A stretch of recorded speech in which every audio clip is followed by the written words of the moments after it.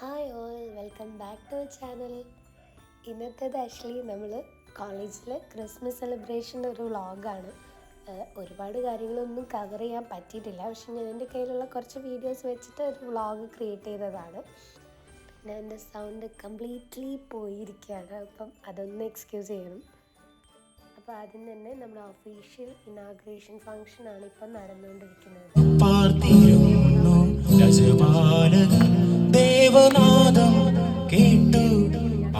ഇത് വന്നിട്ട് നമ്മുടെ ടീച്ചേഴ്സിൻ്റെ കലോത്സവമാണ്.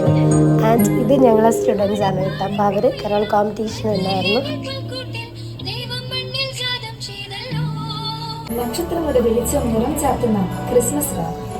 ദൈവം ഒരു മനുഷ്യ ശിശുവായി ഭൂമിയിൽ കണ്ണു തുറന്ന സുന്ദര സുദിനം.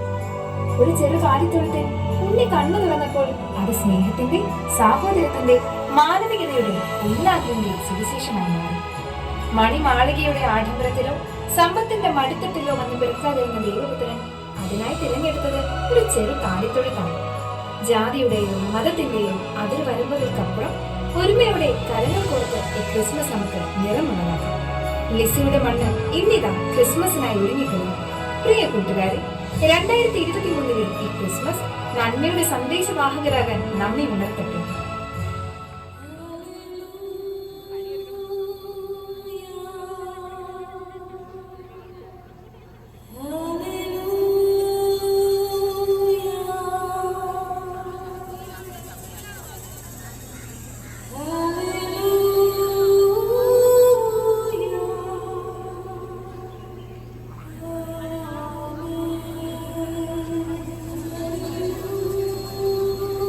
നസ്രത്ത് എന്ന കൊച്ചു പട്ടണത്തിലെ ജോസഫ് എന്ന പുരുഷനുമായി വിവാഹ നിശ്ചയം ചെയ്തിരുന്ന മറിയം എന്ന പെൺകുട്ടിയുടെ അടുത്തേക്ക് ഗബ്രിയേൽ മാലാഖ അയക്കപ്പെട്ടു.